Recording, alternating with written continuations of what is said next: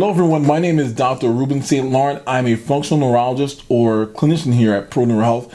And I've got to talk to you guys. I received a question from one of my staff members. Their parents are dealing with issues with the COVID virus, but also just some other overlying issues on top of that. And so here's what I recommend. And this is what I recommend for my own parents. Now, there are 5 things that we know that we can do for people that have these issues, viral infections or even COVID. And so here's my top 5, okay? So the first thing I'm gonna recommend, I know we talked about vitamin D before. So vitamin D and vitamin C are both needed for immune function. Now, here's the deal. So again, a lot of this information I'm gonna share with you is information that's peer-reviewed. So this is an article from the National Institute of Health. And so when I say peer-reviewed, I mean that this is the highest level of academic information that you can receive. So over half of these peer-reviewed articles are all references. So what we know is that this information is valid and true. So the first thing that I'm going to recommend here is vitamin A and vitamin D. Now, we talked about vitamin D being needed for immune function, but now let's talk about vitamin A. So vitamin A is actually needed for your body to go through the process of immunity. So you need vitamin A in order for your body to produce antibodies. And the issue that happens is that whenever we get older, vitamin A can't be broken down inside of the stomach. So the need for vitamin A is essential to actually help them make those antibodies. So this is also recommended for whenever someone has a vaccine, that they have this in their system so the vaccine can actually work as well.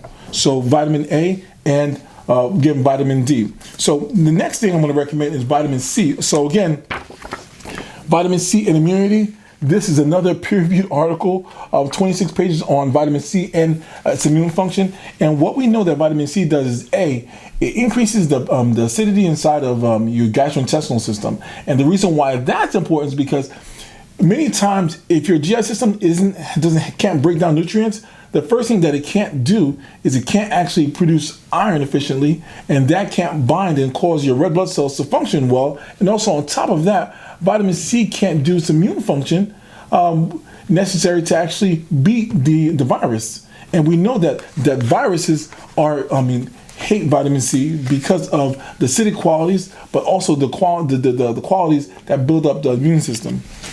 Now, the next thing I'm going to recommend is something that you probably never heard of. It's called glutathione.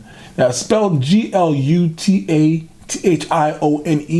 And glutathione, here's some peer-reviewed articles. The treatment of pulmonary disease. So people who have pneumonia, any issues with pneumonia or upper respiratory issues or chronic infections inside the lungs, they're given that, and there's actually tons of research showing that this works. Also, there's another one that shows another peer-reviewed article that says glutathione levels and the rate of morbidity in the older adults. So people who are older have a deficiency in the ability to produce glutathione, and glutathione is needed in order for your body to detox, but also for your body to actually fight and destroy any conditions inside of the lungs. And so we see that if we take it in a tablet form or liquid form, and that's also good. But if you nebulize it through a device that actually puts a mist over your nose, and that can actually help with with this condition.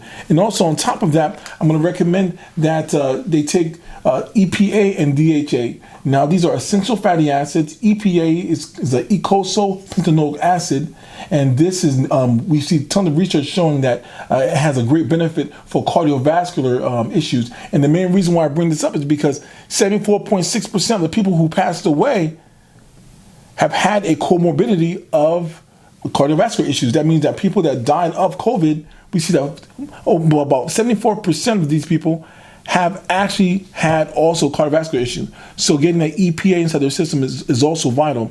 And DHA, now this is a great anti-inflammatory for the body. And what this is called docosahexaenoic acid, and it's also an omega-3. And so typically you find them together, EPA and DHA, and these are omega-3 fatty acids, and this is also what's needed for the body to actually fight off these infections. So again, I went over to 5 things: vitamin D, vitamin A, vitamin C, glutathione. We have EPA and DHA also needed for helping. Now, so I know this is a lot of information, so I put some of this on my website. So if you go there, you can log on there and check out some of the things I shared. And again, this is my opinion. This is simply fact. Okay. If you ever have questions about the articles, or if you want to get a copy, I'll be more than happy to send it to you. All right. Thank you guys, and have an awesome day.